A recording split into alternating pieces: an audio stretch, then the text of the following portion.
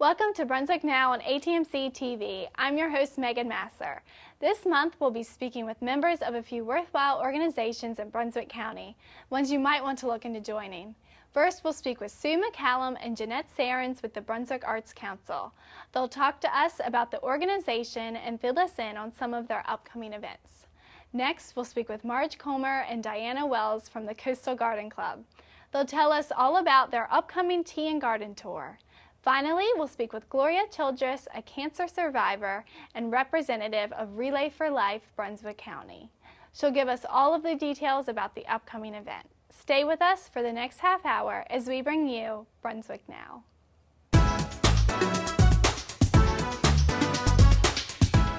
Welcome to Brunswick Now, ATMC TV, Channel 3, bringing you the best of Brunswick. Let's first welcome Sue McCallum and Jeanette Sarens with the Brunswick Arts Council. Welcome to the show, ladies. Thank you. Thank you for being on the show today. And now let's just start out by talking a little bit about what exactly the Brunswick Arts Council is. Well, the Brunswick Arts Council is a nonprofit 501c3 organization that's an umbrella organization for all art organizations within the county of Brunswick.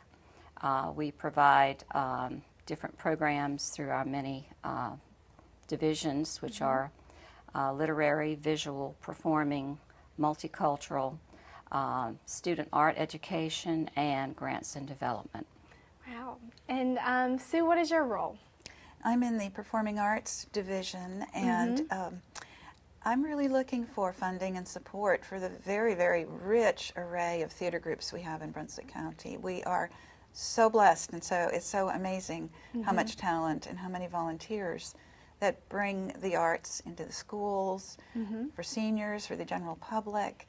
And so we're really trying to support and promote those volunteers that lead those groups. So we really rely a lot on the community to help support the Brunswick Arts Council. Absolutely. And Jeanette, what is your role in the Brunswick Arts Council? Well, I am the newly elected president as of September 2010. And my role is to lead and direct and help support all of the different board of directors who are an all-volunteer board to provide the programs that have been voted on by the board for the different divisions. Also, I do coordination and communications with all of the arts organizations within the community. We have a quarterly president's meeting so that we can discuss each other's projects, see how we can help one another, how we can enhance the programs that are currently established, and also to generate funding for those programs. And Jeanette, what would you say makes the arts so important to our community? You know, when that question was there, I thought about it for a while, but you know, the one thing that I know is that as people, there's a lot of us who have dreams that we never reach those dreams.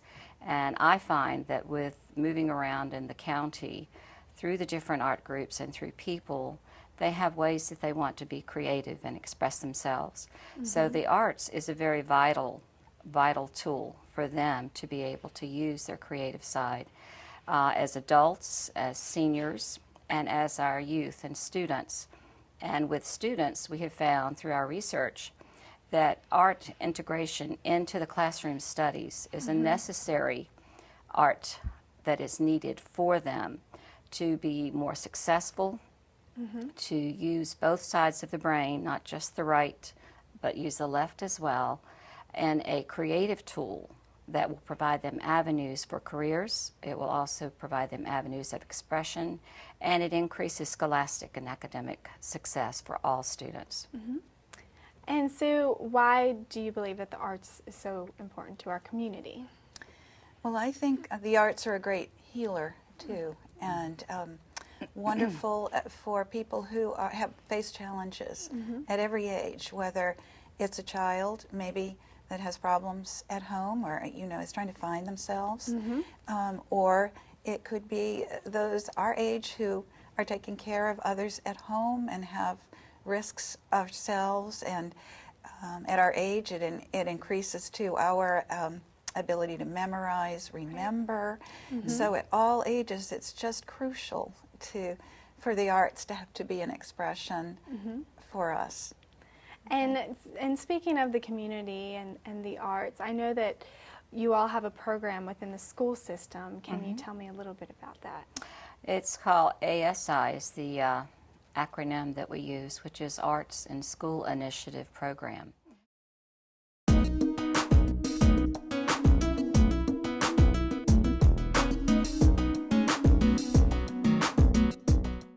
Joining us now is Marge Colmer and Diana Wells of the Coastal Garden Club. Thank you for joining us today. Thanks for having us. Now, you all are both involved with the Coastal Garden Club on 2 different roles. Please tell me a little bit about what exactly the Coastal Garden Club is. Well, it's a bunch of ladies, and we actually have one gentleman who are interested in gardening mainly. Many of us are transplants. So as we came down here, we needed to learn new plants and what things do well and what things don't do well. We also have civic projects, and we also do flower arranging. And when was the Coastal Garden Club founded? We were founded in 1998 with 36 members. We now have 72. 72. That's awesome. And you were the founder. I was the founding president. I moved down here, and there was one club here that was very small. And it was one of the easiest things I ever did. I just called up some people I had met and told them what I was doing, and they brought along friends, and it's just grown like Topsy.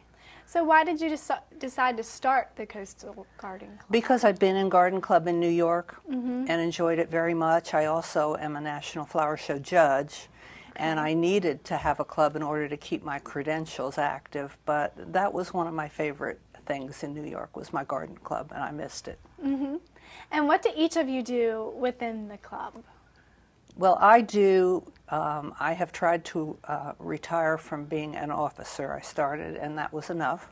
I now do the flower arranging classes, and I also have chaired several flower shows that we've had. Okay. And Diana?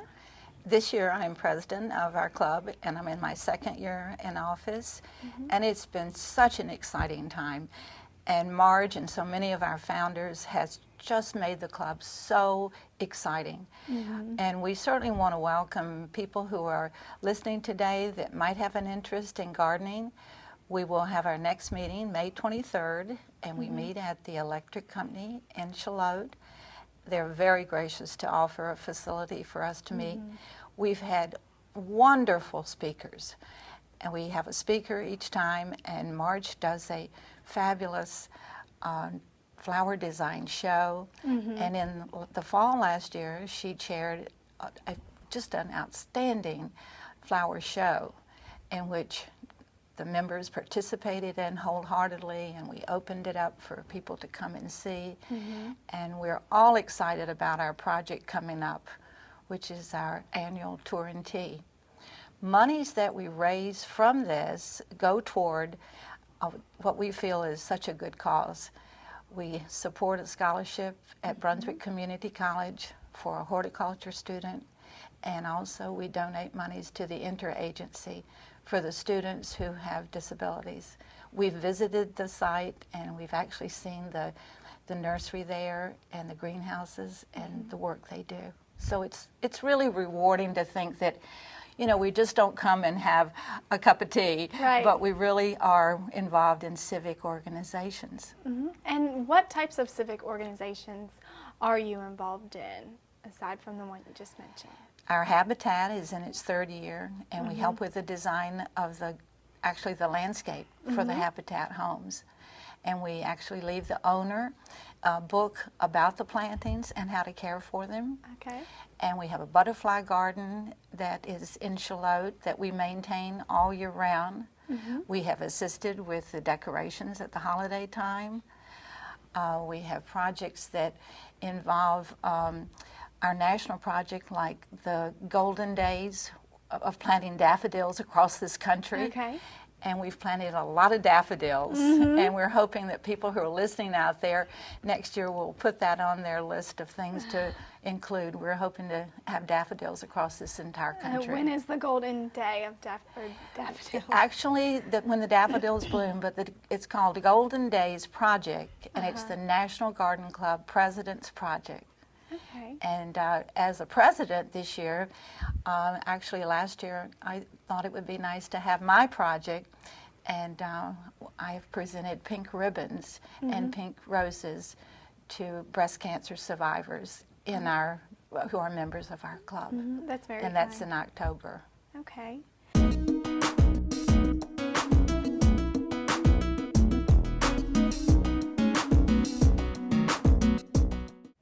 Finally, let's welcome Gloria Childress with Relay for Life in Brunswick County. Welcome to the show, Gloria. Thank you. Thank you for being here today. Now, can you give us a little bit of history about Relay for Life? Well, Relay for Life started in 1984 in Tacoma, Washington. A surgeon started walking a track. People came by asking what was he doing, and they started paying $50 to walk a lap with him. And in 24 hours, I think he raised $27,000. Wow. So in 1985, Relay was formed. And what is the purpose of Relay for Life? The purpose is to, number one, gain awareness to all the residents of Brunswick County for us, and then to fundraise so that people can get experimental drugs and patients will have more options. Right. And why did you get involved with the American Cancer Society? Well, for me, it was very personal. I got involved in, I was diagnosed in 2003 with stage 4 breast cancer. So the 2004 May Walk was my first walk. And I've taken on different roles ever since then to get more and more involved. Right. Can you tell us a little bit about your story? I can. I was a very active mom and tennis player, and found cancer on my own, taking a shower and on a vacation. So mine was stage 4 breast cancer when we found it. It was in the lymph nodes. So I journeyed to Chapel Hill, where I take all my treatment, and after the chemo, we did surgery, radiation, and felt pretty good about things. And then 6 months later, discovered that it had spread to the right lung. And then I was, as a result of American Cancer Society and Relays, I was able to go on experimental drugs and trials. And through 5 trials, and 2 drugs became FDA approved.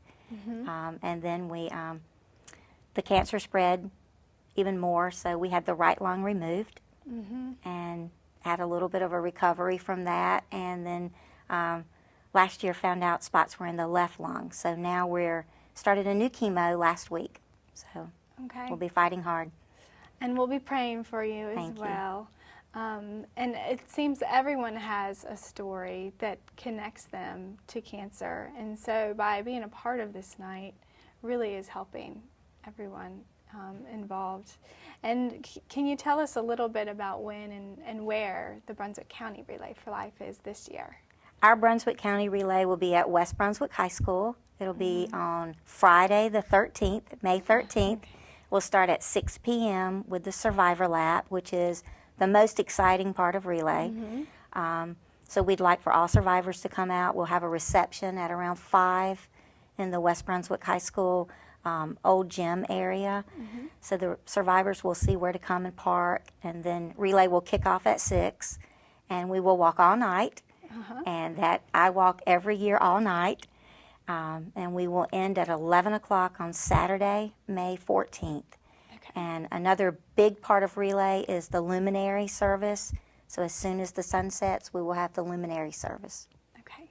And people can purchase luminaries in honor of or in memory of people that they know that have had cancer? They can, and this year we're going to do it a little bit differently. We're going to let people decorate their bags.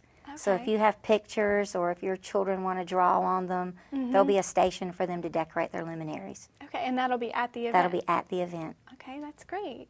And how many people do you expect to see at the Relay for Life?